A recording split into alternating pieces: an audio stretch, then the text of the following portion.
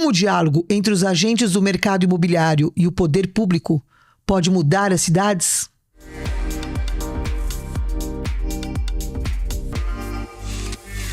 Olá, eu sou a Adriana Saman e esse é mais um episódio do NunaCast e hoje eu vou ter o prazer de conversar com o presidente de uma entidade muito importante para o nosso segmento, que atua com empresários, construtores, incorporadores e toda a cadeia produtiva do mercado imobiliário. Eu estou falando da ADEME Paraná e hoje eu vou conversar com o líder, com o presidente dessa entidade que há muitos anos vem beneficiando e ajudando a consolidar o nosso mercado. Olá, Thomas Gomes. Thomas Gomes, isso aí. Bem-vindo, Thomas. Puxa, muito feliz de você ter aceitado o nosso convite aí para falar um pouco de você, da ADEME, e trazer uma liderança, né, do mercado que é capaz de mediar conversas, ideias, ações, entre tantos profissionais. É sempre um papel de destaque, mas também de muita responsabilidade, imagino, Com né? Com certeza. Mas antes da gente falar da ADEME, quero saber de você, né? As pessoas que estão te assistindo, algumas te conhecem, outras não. Exato. Quem é você? Como é que é a sua história com esse mercado? Se situa pra gente aí, te localizar. Legal. Bom, primeiro eu queria te agradecer, Adriana. É importante esse tipo de convite para falar sobre o que a gente gosta. A gente estava conversando um pouco antes sobre isso. E iniciativas como o NunaCast são muito relevantes para a gente poder contar um pouquinho mais do que às vezes é feito nos bastidores e as pessoas não ficam nem sabendo, né?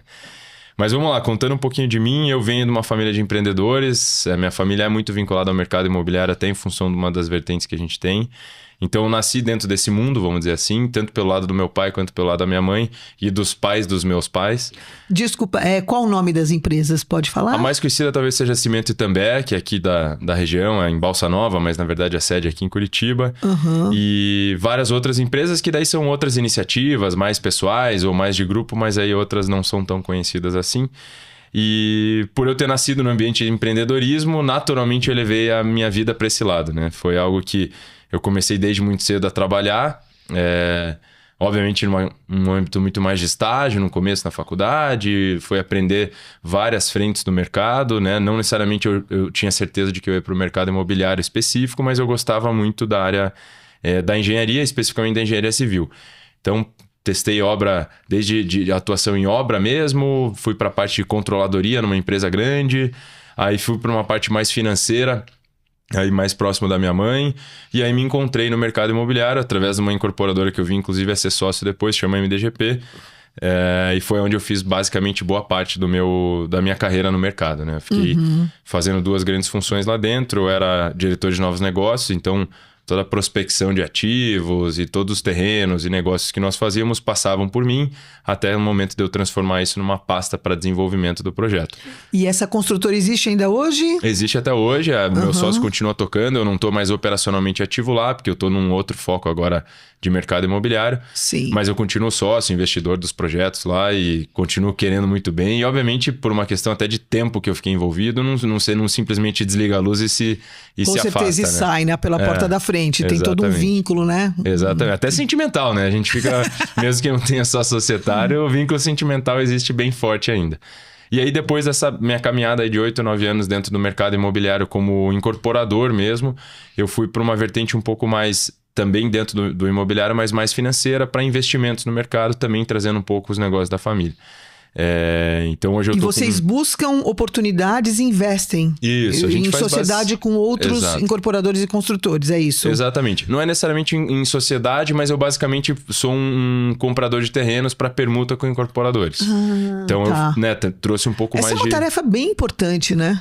Ontem eu estava num lançamento imobiliário de um cliente nosso que é a Piacentini e a gente, assim, metade da conversa do seu Namir, que é o dono, foi justamente da dificuldade, da importância da compra do terreno, né? Para o processo construtivo. Exato.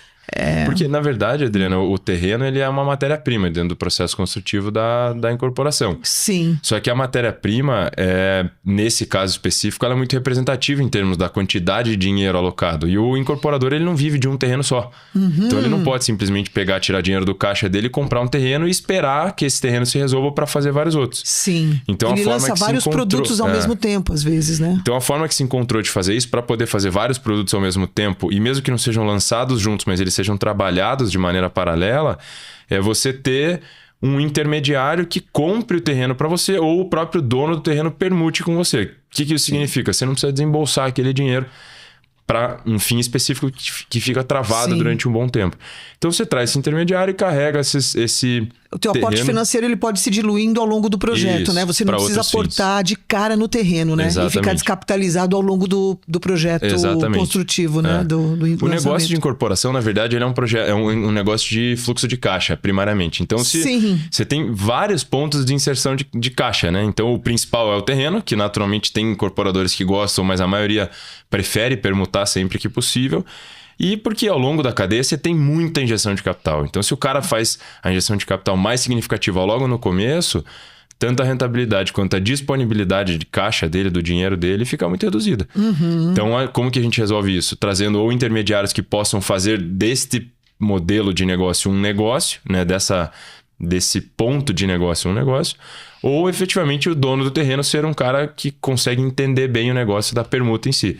É um negócio um pouco mais longo, demora para você receber as unidades, enfim. Sim, mas se ele entende e percebe a rentabilidade disso, ele abraça como um bom negócio financeiro para ele, né? Uma oportunidade de ter ganhos reais, né? Com certeza. Mas eu acho que é muito quem tá muito atento ao mercado imobiliário, né? Com certeza. Provavelmente vocês devem, assim, conversar e ter essa sinergia até de ofertar essas oportunidades para quem entende do mercado, né? O dono do terreno convencional, muitas vezes até em Curitiba aqui, isso é muito comum. Geralmente é aquela família com terrenos muito antigos, então já está numa geração mais para frente da família e por uma questão até muitas vezes de necessidade, mas uma questão de estratégia, o cara não quer esperar ficar pronto um apartamento. A gente tá falando é imediatista, né? Ele quer o dinheiro rápido, né? Porque às vezes tem que botar no negócio, quer fazer outras coisas, quer comprar outros imóveis. Quer pagar uma dívida. Uma dívida, que seja. E aí, se você for pensar entre você vender o teu terreno, né? Do ponto de vista de permuta, daí, e efetivamente receber o teu pagamento pelos terrenos que são as tuas unidades, muitas vezes são 2, 3, 4, 5 anos. Sim. E a pessoa, se pode esperar e quer se dar esse luxo, entre aspas, excelente. Eu sempre brinco que os donos de terreno que me procuram falam, tô querendo vender meu terreno. A primeira pergunta que eu faço é, cara, você precisa do dinheiro já? Isso, qual o tempo, né, de retorno? Se você precisa já, venda em dinheiro. Não, mas não preciso, é um negócio que não vai fazer falta, não vai sobrar nem faltar, então faça uma permuta que o negócio com certeza é muito melhor. Mas obviamente eu entendo também o lado que às vezes o cara não precisa. E fora isso, a gente até ontem, né, tá muito recente essa conversa, a compra de um terreno envolve outras coisas, porque você tem a sorte de pegar um único dono, tudo bem, né? Nunca tem essa sorte. Nunca.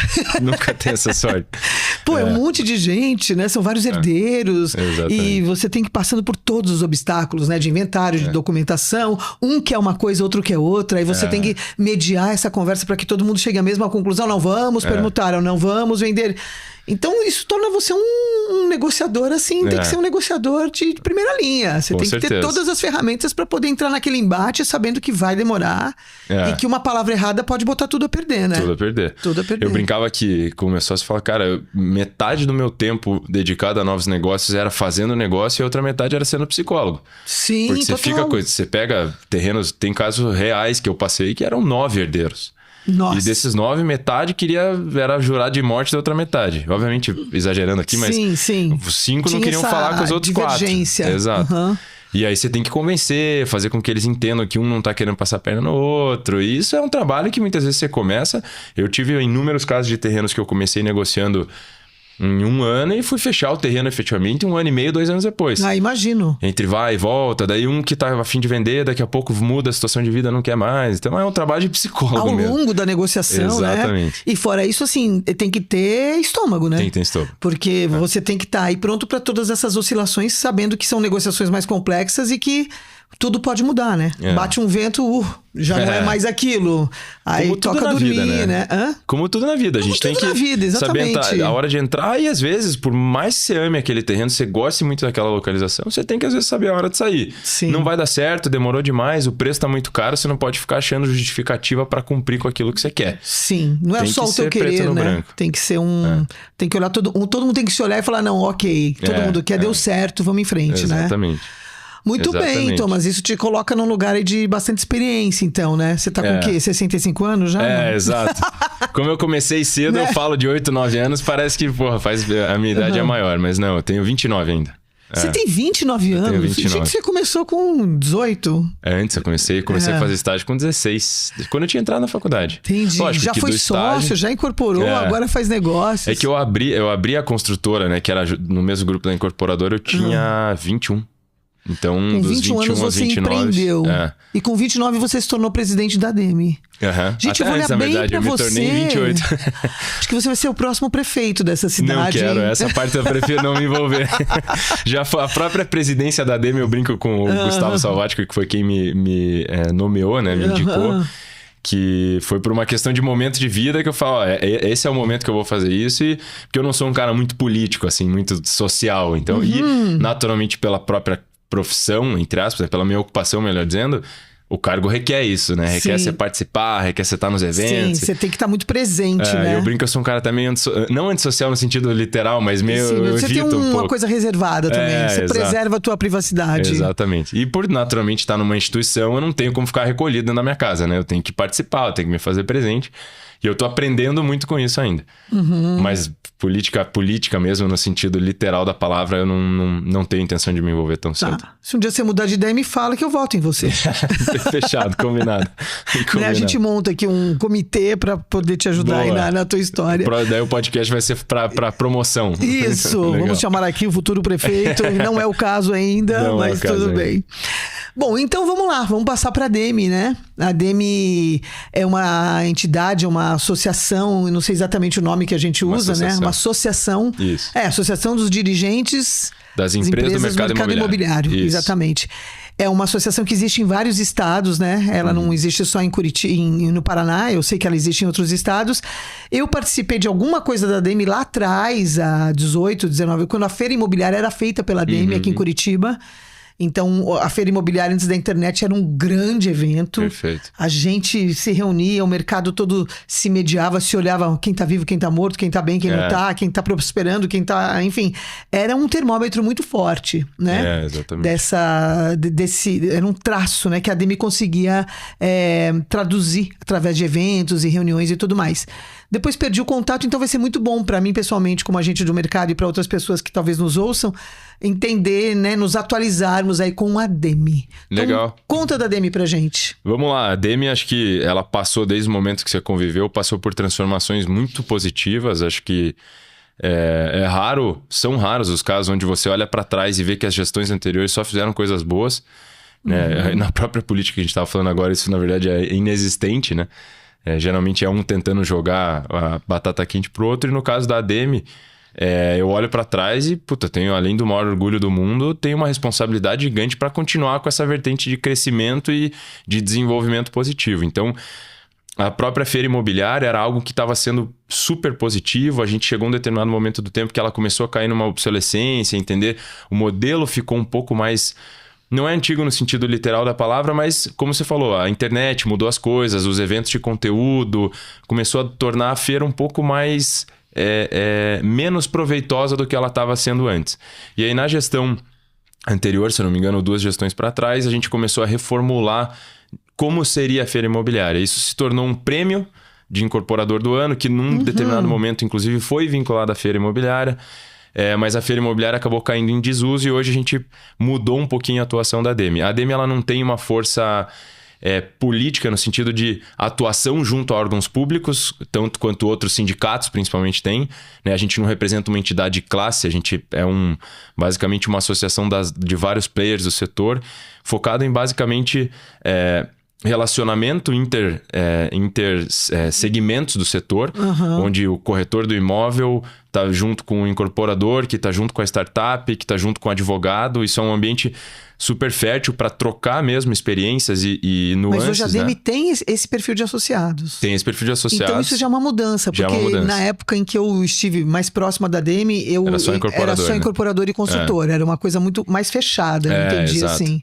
E aí justamente foram 2 gestões atrás que, quando começou essa mudança de feira para prêmio, começaram a abrir novas categorias de associados, visando justamente fazer um panelão de ideias, no bom sentido, para trazer vários pontos de vista. Porque no final das contas, essa é inclusive a principal bandeira que eu sigo na ADEME, que também herdei no bom sentido dos presidentes antigos, que é a gente estar no mesmo mercado, independentemente de qual. Se você é corretora e eu sou incorporador... Sim, é a cadeia, né? É a cadeia como que todo. faz o mercado acontecer. O mercado tá devagar, tá de lado, provavelmente você esteja sentindo a mesma coisa, de forma diferente, mas a mesma coisa do que eu. O mercado lento, tá mais sofrido, ou tá muito mais positivo. Próspero, né? Ou tá bombando, como dizem, ou, né? Tem todos esses sentimentos, né? Que a gente a gente se pergunta muito, né? Quando a gente se encontra em eventos, e aí, como é que tá? A gente sabe como tá, mas a gente precisa... a gente sabe a nossa perspectiva, né? Precisa um pouco da confirmação do outro para entender que aquilo que a gente percebe é um comportamento real, né? Coletivo e não só seu, né? É do segmento, é geral.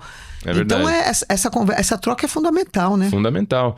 E aí, naturalmente, quando você muda um perfil de associado, você começa a trazer mais interessados e interesses para a mesa, você tem que começar a acomodar toda essa turma. Sim. Isso não é um processo rápido, não é da noite pro dia que você simplesmente começa a atender todos na melhor qualidade que você gostaria de atender.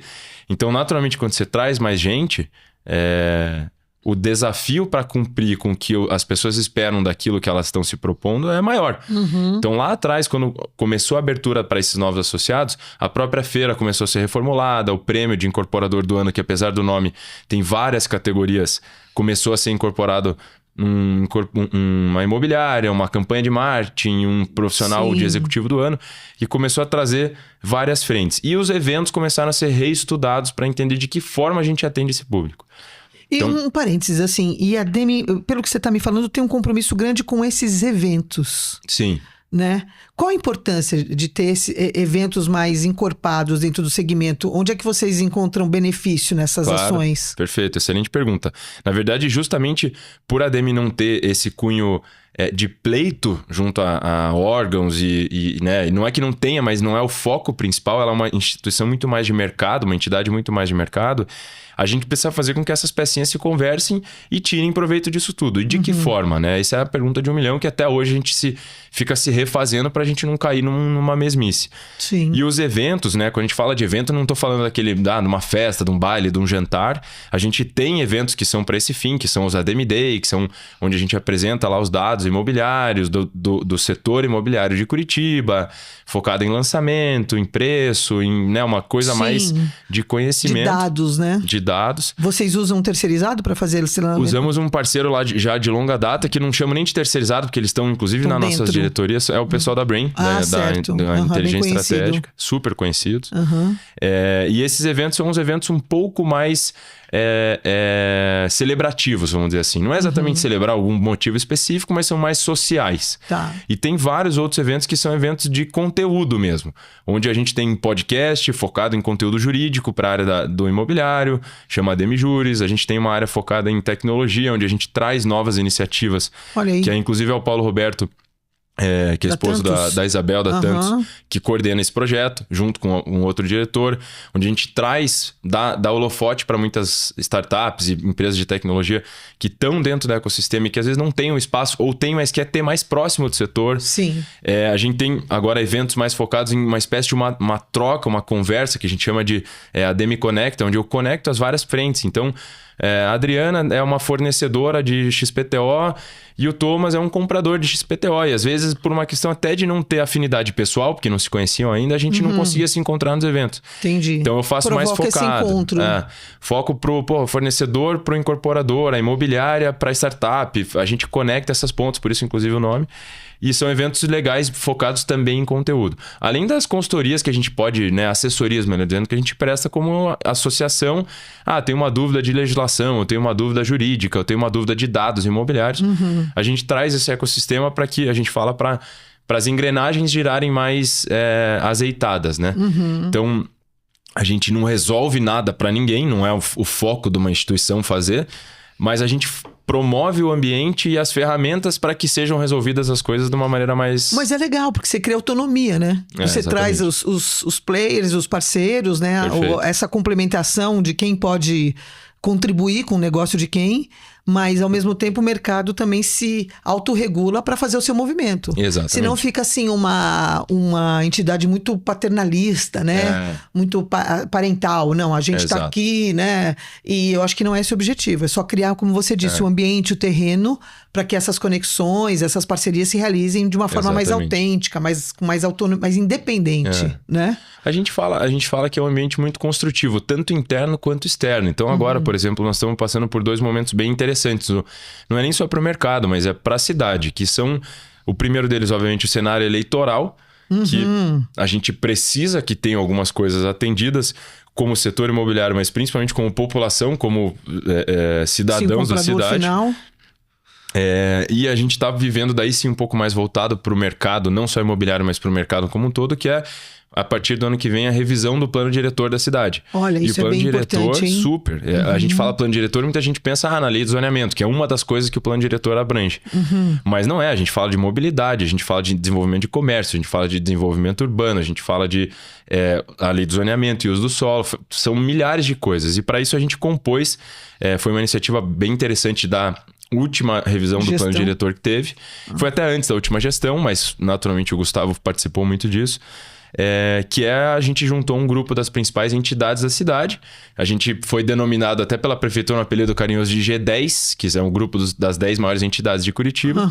A ADEME tá lá, Sinduscom, Fecomércio, ACP, Secov, Cresce, CREA, são vários protagonistas entidades ali que se reúnem de tal forma a juntar as dores e benefícios que estão vendo da cidade hoje e a gente fazer as conversas com o poder público de uma maneira construtiva de, pessoal, a gente está vendo isso desse lado, como é que tá a visão de vocês, vamos construir, vamos propor. O poder público tem uma escuta ativa sobre isso?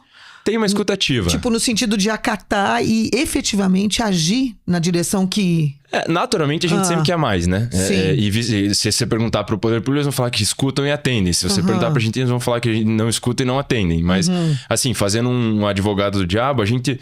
Quando é unido o esforço, de nada adianta né? Porque isso pode ser caracterizado muito mais por interesse pessoal do que coletivo. Sim. Mas quando é o grupo, Quando é o grupo, a gente não pode reclamar. A gente teve pleitos importantíssimos que atenderam. Tivemos uma troca muito legal com o setor público nessa última revisão. E agora, com esses momentos mais... não é estresse no sentido literal, mas esses momentos mais críticos, vamos dizer assim, a gente tem que voltar para perto deles, eles têm que nos dar campo para ouvir, e a gente tem que ouvir o lado deles também. E aí, assim, como cidadã e curiosa também, claro, o caminho dessas decisões sobre o plano diretor, o que está acontecendo com a cidade hoje? Para onde que vocês estão caminhando? Para onde que a cidade está caminhando? Então, na verdade, essa é uma proposição do poder público. A gente não tem influência no que eles estão pensando em propor. A partir do momento que a gente entende tanto a nossa vivência, o nosso lado da mesa, o que a gente vê como nossas demandas, vamos dizer assim, como cidadãos muito mais que como setor, a gente faz encontrar o que eles estão propondo, que a gente ainda não recebeu, com o que a gente vai propor. O que nós temos visto do nosso lado da mesa, né? Vocês, com certeza, nós, na verdade, cidadãos, eu sou nascido e criado em Curitiba, percebe. Então a gente está tendo pouco ou nenhum espaço para habitação de interesse social, por exemplo, em Curitiba. É o mercado, é o menor mercado proporcional das capitais do Brasil. Que tem esse espaço. Que é ridículo. A gente tem um mercado para habitação de interesse social que é ínfimo, é inexistente praticamente. Do que você está falando, Thomas? Traduz isso. Habitação de interesse social, muita gente linka direto ao Minha Casa Minha Vida, mas não necessariamente, né? A gente tem uma gama de projetos que são feitos para ter esse cunho de interesse social, né? Seja por subsídio, seja de qualquer forma.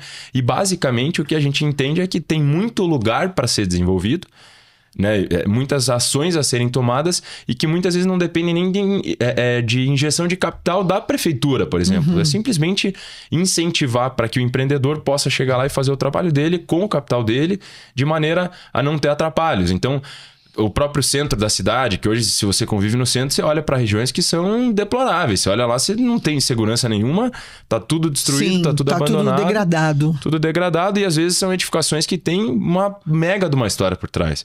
E não existe incentivo nenhum pro dono daquele imóvel fazer algum tipo de coisa para revitalizar aquilo. Então tem essa questão da habitação de interesse social, tem essa questão do centro, tem a questão do próprio uso, né, de solo para entender os potenciais construtivos. A gente chama de vazios urbanos, que às vezes um bairro super nobre tem uma região, ou uma região super nobre tem uma ponta específica que não está desenvolvida, porque ali, de alguma maneira, tem um gap de legislação que ninguém consegue incorporar lá, ninguém consegue empreender lá, porque está muito caro. Não para nós. Até curiosamente, esses dias eu passei no Cabral com uma arquiteta amiga minha, e ela perguntou assim: Adriana, tenta descobrir pra gente esses terrenos que estão ali, acho que da Previdência Social, que ficam bem ali perto do terminal mesmo, do Cabral. Tem uma... nossa, lotado de terrenos ali, todos com... E realmente, o porquê que aquilo tá daquele jeito, né? É que aquilo não é nem tanto prefeitura, sabe, Adriana? Isso é INSS, estado, isso é mais estado. Ou mas acho que é nacional, talvez. Né? Nacional, Isso é história antiga. Daí é um imbróglio muito mais complexo do que parece. Sim, o nó tá muito apertado. Exatamente. Sim, o nó tá... Mas o centro não precisa ir muito longe. O centro tem muito disso que você falou. Tá muita coisa abandonada. Você fala, puta, mas por que tá assim? Uma edificação caindo aos pedaços e o dono do terreno fala, cara... Você sabe que, assim, recentemente a Nuna está envolvida num projeto de um prédio aqui da Presidente Faria com Alfredo Bufrem, que é uma obra que está abandonada há 25 anos. Então. E a gente está entrando agora, né? O grupo de adquirentes desse prédio se reuniu, veio um investidor e aportou um valor, junto com uma nova negociação para esses adquirentes poderem pagar mensalmente, né? Foi contratada uma construtora. E esse prédio que estava ali escangalhado, todo pichado, ali perto da Praça do Ciclista. Sim, bem na frente do passeio público. Ele vai ser revitalizado. Legal. E é engraçado que eu como publicitária e cidadã, e muito como publicitária do mercado imobiliário, você começa a olhar mais para as obras da cidade. E não são poucas. Nossa, Thomas, você se assusta. Se você começar a passar com um caderninho e... Pum, pum, pum. Você vai aí e num dia você anota umas 10 obras, no mínimo. No mínimo. E realmente, né? Isso é uma questão, assim, de um cenário urbano que precisa ser tratado, precisa ser cuidado. E é um problema que né, acho que acomete principalmente os países de terceiro mundo. A gente, como país latino, que vira e mexe, tem essas instabilidades. O construtor vai lá, começa, edifica um prédio, de repente ele acaba o dinheiro, por algum motivo, né? E as cidades vão ficando com esses fantasmas, né? Espalhados pelos bairros, que poderiam ser transformados em outras coisas. Exato. E eu acho que, assim, tanto o poder público, o próprio mercado imobiliário, tem hoje poucos recursos para achar soluções, vamos dizer, mais rápidas, menos morosas, para que isso se resolva, né? A gente tem que aprender, na verdade, hoje em dia o mundo está de uma forma que... por menor que seja a história do ser humano, a gente já viveu muita coisa. Então é difícil assim, inventar a roda para alguma coisa. Então basta a gente ter maturidade e vontade para pegar exemplos que funcionaram e trazer para dentro da nossa cidade. Com certeza. E não tô dizendo só prefeitura, só mercado, eu tô dizendo justamente por isso que essas iniciativas são importantes. Então, isso que você falou, por exemplo, o próprio passeio público. Passeio público na década de 50, talvez 60, era talvez um dos endereços mais nobres da cidade. Hoje em dia, você passa em volta do passeio público, muito daquilo lá tá abandonado. Tá largado. Isso que teve um esforço recente, né? Porque eu não tenho nenhuma posição política, não gosto de trazer. Tenho, mas não trago, porque aí a gente entra em outras discussões que não é o tema que a gente precisa. Exato. Mas o Greca, enquanto prefeito, eu sempre digo que o Greca é um bom síndico. Que ele pega a cidade, pelo menos nas áreas que ele entende que são áreas que a gente precisa ter mais ou menos harmonizadas, ele vai lá e dá uma arrumada. O passeio público, acho que passou um pouco por esse lugar, né? Não, tá muito melhor do que melhor do que tava, vamos dizer, há 10 anos atrás, que estava abandonado mesmo, né? Aí coloca evento de Natal, você começa a trazer o público para dentro. Porque a questão da segurança pública, eu sempre penso, né? A pessoa fala, não, vamos trancar todo mundo dentro dos condomínios. Ok, mas eu acho que é uma forma assim de dizer, o problema não existe, né? Eu tenho uma portaria bacana, casas legais, cada um põe a sua câmera, mas a segurança, o problema da segurança continua. Porta pra fora, né? E acho que o que o Niemeyer falava, né? Quando na década de 50, 40 você tinha edifícios, né? Isso era muito, muito sadio para as cidades, que você tinha o comércio embaixo e as pessoas tinham o social, o comércio junto com as habitações. Quanto mais a cidade interage com as edificações, menos problema de segurança você tem. Perfeito. Porque a gente vai isolando, né, as pessoas indesejadas para a periferia. Exato. E vai, não, a gente não quer vocês, né? Não tem espaço naturalmente para isso. E aí, assim, não, acho que a cidade é de todo mundo. E o desafio é justamente entender esses polos, né, de prosperidade como possibilidades reais para que todas as pessoas da cidade possam transitar. E aí a segurança, naturalmente, ela se resolve, né? Ela se resolve. Isso que você falou é muito do plano massa. Você pega a República Argentina, João Gualberto... a Padre Anchieta. São polos onde você vê hoje a segurança é muito grande. Eu tava conversando com a minha avó esses tempos, né? E ela, naturalmente, pela idade dela, ela é do tempo de comércio de rua, que ela ia fazer as compras de Natal no centro. E a gente tava falando disso. O centro abandonado do jeito que tá, boas partes, né? Logicamente, com edificações caindo aos pedaços, as pessoas não estão transitando ali. Naturalmente você não tem comércio, você não tem segurança, fica um antro meio esquisito de algumas coisas. Sim, você sempre tá olhando tua bolsa, né? Olhando de lado, quem será que vai me abordar? Então é aquela velha frase, eu falei isso essa semana numa reunião que nós tivemos desse G10 que eu comentei, que é construam que eles virão. E a construam não só construa um prédio, construa iniciativas para que permita que outras coisas venham a galope. Então, você permite um desenvolvimento de uma praça... Pode ser só a praça, não precisa ser nem o prédio. Você naturalmente traz mais iluminação, você traz mais acessibilidade, você traz mais comércio. De pessoas, trânsito entendeu? de pessoas. Quem passa numa rua, vamos dizer, sozinho, escura, é natural. Se eu tô ligado se eu tenho uma propensão pro crime, eu vou escolher essa rua. Eu não vou escolher uma praça iluminada, entendeu? Não tem ninguém... Além de não ter nenhum transeunte, não tem polícia, não tem comércio, não tem nada. Você não vai ver algumas coisas como tem no centro, você não vai ver muitas vezes na República Argentina. Sim. Que tá ali gente passando o tempo inteiro, essas coisas não o ônibus, as canaletas, né? O pessoal entrando e saindo. Exatamente. Então é bacana, né? A solução para cidades é sempre eu acho que é um lugar bem fascinante. Eu pessoalmente, dentro do mercado, né? A gente olha e fala, puxa, e acho que recentemente, até com o evento de Porto Alegre, né? Com a questão ambiental. Então depois a gente vai olhando reportagens, vai lendo, né? Principalmente no Japão, na China, que eles estão fazendo essas esponjas urbanas para poder absorver o que vem, né? A chuva. E porque a gente também, né? Nesse lugar avassalador de imediatismo da economia, foi aterrando tudo que é rio, né?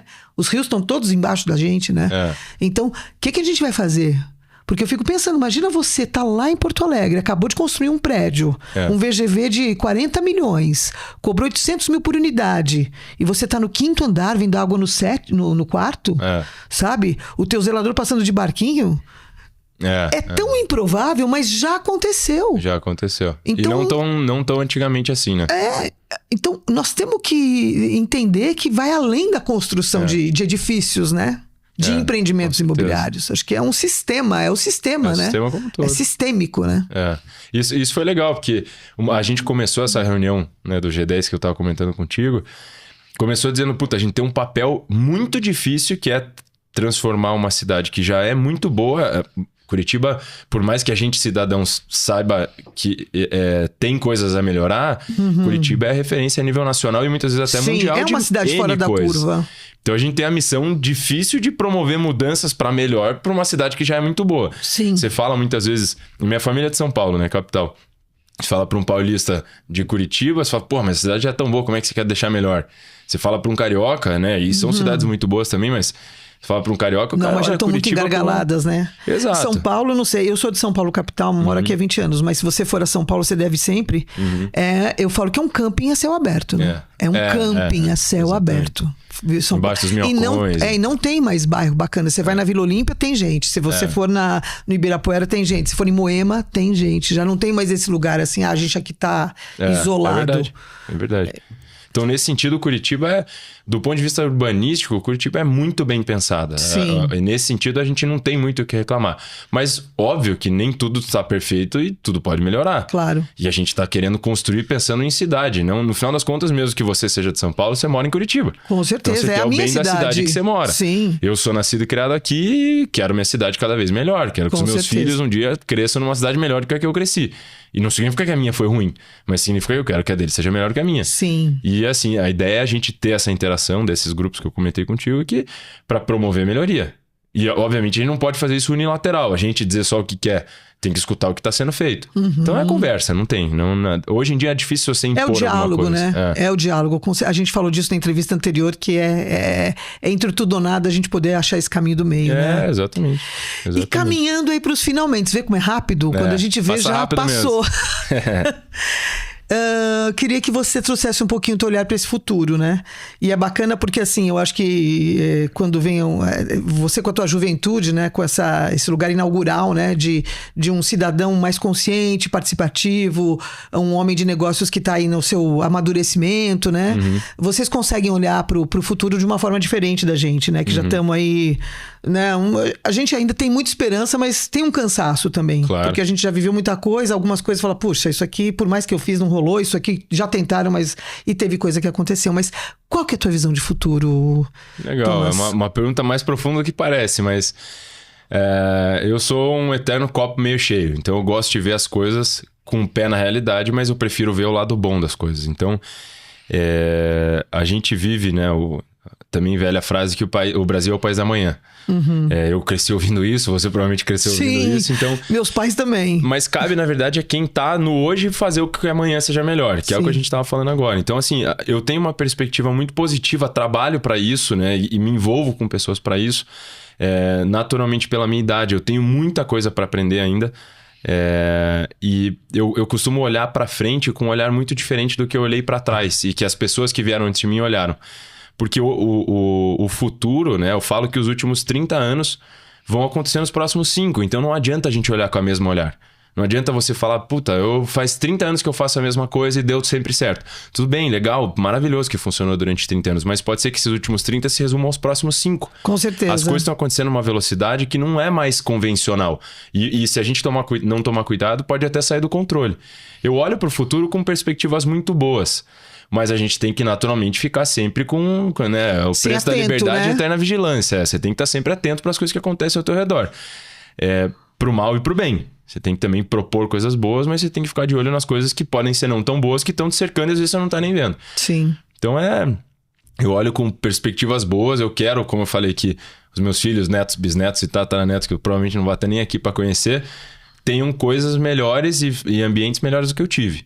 E o mundo, muitas vezes, caminha para um caminho contrário. Que muitas vezes as coisas vão se degradando cada vez mais. É uma eterna contradição, né? Exato. É isso. Então a gente tem que tentar fazer a nossa parte, né? Eu gosto muito disso do diálogo. Então, acho que foi o tempo do enfrentamento, do embate sem isso tá muito fora de moda, né? E hoje a gente tem que conversar. Claro que ninguém pode fazer papel de bobo, de ingênuo. Vamos conversar e... Se na verdade está acontecendo... Sim, apanhar, né? A gente também tem que ter um lugar de defesa, né? De proteção, né? Exato. Você tem que, né, defender a tua posição, mas também tem que estar, né? Só não muda de ideia quem não pensa. Eu sempre falo essa frase. Quem convive comigo deve ter ouvido 1000 vezes. Só não muda de ideia quem não pensa. Se eu tenho uma ideia formatada e a Adriana me convenceu por um argumento técnico e racional de que não é o melhor caminho, que o caminho diferente. Sim, parar e pensar e rever é sempre uma decisão inteligente, né? Exatamente. Você tá aprendendo isso rápido, porque eu demorei, viu? Mas não significa não significa que eu consigo praticar 100%. Mas nunca é tarde. É muito mais fácil falar do que fazer, né? A gente, toma uma porrada pra tudo. A gente é muito dono das nossas convicções, né? Pra mudar. Tem que ter maturidade suficiente pra falar, putz, calma, deixa eu pensar, ver se eu tô mesmo assim, numa posição de escutar ou de falar e seguir adiante. Sim. Essa é um pouco da minha visão. Thomas, você foi uma grata surpresa nessa mesa. Olha, é um prazer te entrevistar, né? Nossa, você tem uma eloquência verbal, você se posiciona super bem, não à toa aí tá aí na liderança, né? Eu sempre me espanto porque eu acho que, né, 29, 30 anos ainda é pouca idade, né? Pouca idade. Mas isso não tem nada a ver, né? Você deve ter nascido meio pronto, eu imagino, sabe? Aquela criança que o pai fala, esse menino... Como filho que ele de pai conseguiu jovem. fazer? Essa é a parte boa do filho de pai jovem. Meus pais me tiraram muito cedo, então... É mesmo. Eu tive que... Você teve que se virar, né? Um pouco. Eles estavam fazendo a vida deles, eu tinha que entrar na onda, senão eu ficava pra trás. Então Sim. Mas tenho muito ainda que aprender. Muita coisa. Ah, com certeza. Mas que bom, vamos aprender junto, então. Com certeza.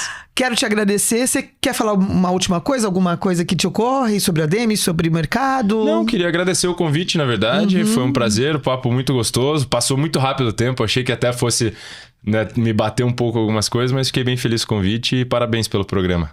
Legal, eu te agradeço. E além de te agradecer, também queria agradecer aos nossos patrocinadores, né? Que sem eles a gente não conseguiria estar com esse programa aqui no ar.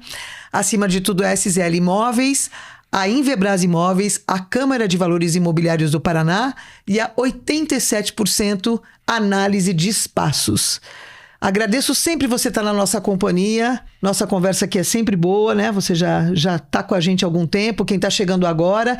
E quem ainda não tá com a gente, eu vou pedir para se inscrever no nosso canal aí no YouTube, Nuna Marketing Imobiliário. Tá bem? Se inscreve lá que toda semana a gente tem um conteúdo novo, sempre com um convidado especial, para abrir a nossa cabeça, para trazer novos conhecimentos. E como disse o Thomas, né? Tá disponível para aprender aquilo que a gente não sabe e mudar aquilo que a gente tem certeza, né? Por que não perceber outras formas de pensar e agir dentro do nosso segmento? Muito obrigada e até o próximo.